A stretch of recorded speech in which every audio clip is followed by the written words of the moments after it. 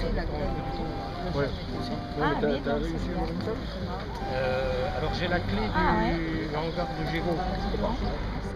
C'est pas madame, c'est Jean-Marc. Vous serez pas déçus, hein, bienvenue à Euville. Merci. Mais vous ne serez pas déçus, il y a des quantités de choses à commander par une collectivité territoriale.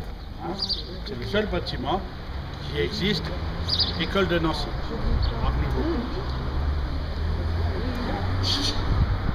Alors un point d'histoire, on va remonter d'une petite centaine d'années et on est à la Révolution. Il y a des carrières dans la forêt communale et les seigneurs déjà font exploiter un petit peu des petites quantités dans les carrières pour leurs besoins, les châteaux, quelques ouvrages d'art.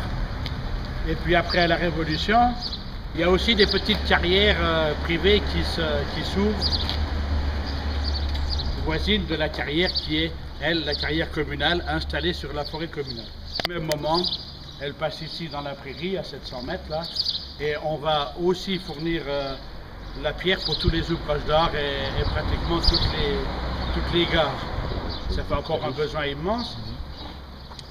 Et à ces moments-là, vers le milieu du siècle, du 19e, on a un maître carrier qui est propriétaire de carrière un peu partout en France, mais qui est un Parisien et qui décide d'investir ici à Euville. Alors lui, c'est Monsieur Sibé. Étant parisien, il a un carnet d'adresses intéressant. Et dans ses relations, dans son carnet d'adresses, il a notamment le baron Haussmann. De sorte que Euville va aussi fournir la pierre pour des quantités de travaux faits par le baron Haussmann. On paye les locations en francs or. Si bien que la commune de Ville qui touche des francs or à ne pas savoir les compter, elle est considérée comme une commune extrêmement riche. Malheureusement, les habitants restent pauvres puisque eux continuent à être même ouvriers, un petit peu agriculteurs et ouvriers. Donc eux restent pauvres. Mais la commune est extrêmement riche. Mais elle ne va pas le garder pour elle. Elle va faire beaucoup de social. Il y a du social avant l'heure. Hein. Par exemple, la fête, elle est gratuite. C'est la mairie qui paye tout. Il y a un docteur à disposition des Euvillois, c'est gratuit aussi. C'est tout payé par la mairie. Il y a des associations, genre une CIPAD, une musique, ou alors une association de tir. Tout ça est organisé et payé par la mairie. Il y a un secours mutuel, pareil. Donc la mairie fait beaucoup, la commune fait beaucoup de social, mais elle construit aussi énormément enfin énormément, oui, pour le petit village, beaucoup de bâtiments à usage commun. Alors par exemple l'église qui est de 1992. En 98, on construit une école aux carrières. Vous allez passer devant au retour ce soir, hein, si vous faites le programme. Vous allez passer devant, c'est une école 1892, je me suis trompé. Ah non. On fait plus d'école, on fait du préfabriqué maintenant. Moi je parle d'une école qui a un bâtiment d'architecte. De l'église, de 1900. Alors l'église, oui, elle est déjà un peu grise, elle a effectivement le siècle en plus, oui. Voilà. Ici, c'est le vieux village. Il y a 3 maisons. Là, le temps qu'il n'y avait pas d'expropriation comme aujourd'hui, hein, on ne donnait pas un coup de pied aux fesses aux gens. On ne les mettait pas dehors. On attendait que les successions se fassent et qu'on puisse acheter, ce qui a mis quand même 25 ans. 1901, la dernière maison est achetée. Donc, on lance le projet. Alors, on fait appel à un architecte nancéen, Henri Guton, qui est le même qui vient de faire les écoles là-haut. Et Henri Guton fait donc son projet, hein, l'entreprise c'est un Marnais. Alors en fait, c'est lui l'architecte, mais en fait, assez vite il fait appel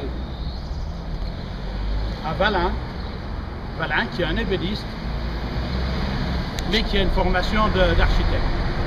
En fait, c'est à Valin qu'on doit toute la décoration intérieure, et c'est à lui qu'on doit aussi cette façade.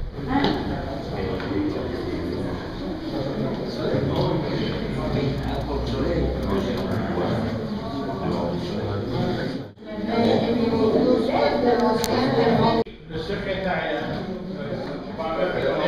il est fait avec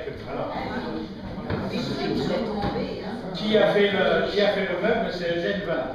Eugène Valin, dont on vient de parler pour la façade de l'édifice, qui est ébéniste. Voilà le seul meuble qui est commandé en même temps que la 87, à la demande d'un conseil, parce qu'il n'y avait pas d'autres meubles et les meubles-là ont été faits spécialement pour occuper la salle d'honneur là-haut.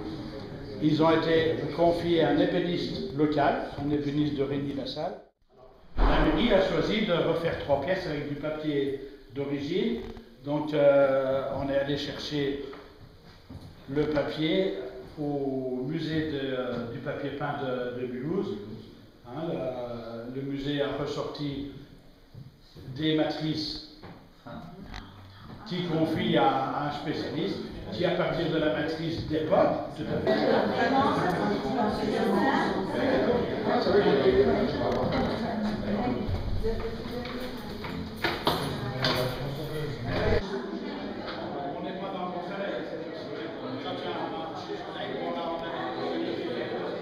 J'ouvre l'expression de l'école de Nancy, les nénuphars en bas, et puis les iris, et puis le volubilis. Et puis là-bas, vous pouvez découvrir les écoles, parce qu'en même temps que la mairie, évidemment, on a fait les écoles. Il y a malheureusement un escalier un peu pentu d'un étage à l'autre, si bien que les parents d'élèves voudraient faire démonter l'école, parce qu'il y a un escalier un peu pentu. Mais en attendant, on a construit 2 écoles, bien entendu. Les filles, avec leur école, leur préau et leur cours, on ne se mélange pas, les garçons d'abord. Il a été acheté par la mairie il y a seulement quelques années. Il s'est trouvé chez l'ébéniste qui nous avait fait les tables et les chaises. Il s'est trouvé un client qui lui a dit bah, je voudrais bien que vous me coupiez ça en 2.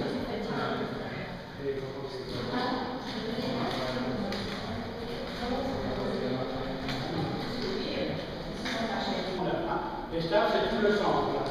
À côté, c'est du bois. Donc tout ça a été étayé, sinon on aurait pu partir le lendemain. Alors après, les staffeurs, c'est une entreprise française, je ne vais pas dans les amis, parce que bon, on peut signer.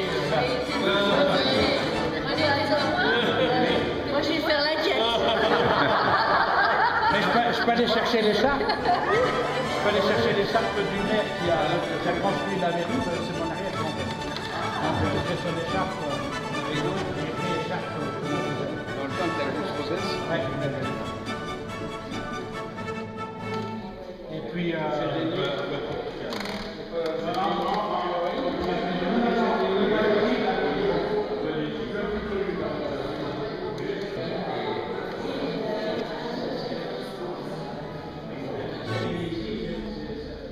il met un bémol sur la salle d'honneur en disant le panneau du fond qui est complètement vide, c'est encore vide aujourd'hui. Pourquoi n'a-t-on pas pensé à demander à Émile Friand d'y faire un tableau qu'on aurait aujourd'hui? Ça fait quand même, vous les verrez là au carrière l'après-midi, ça fait des fissures dans la pierre. À fissurer toutes les masses du sol.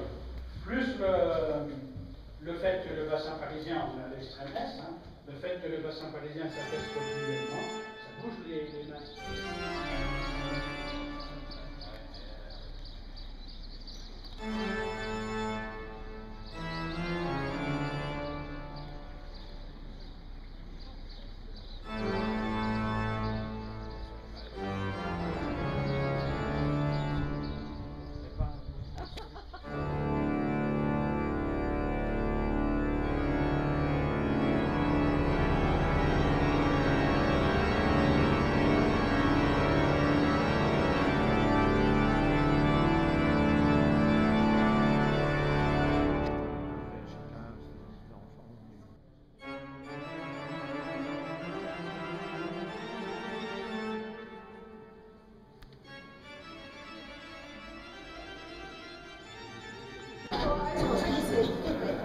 Là, tu avais le clavier là, et au pied.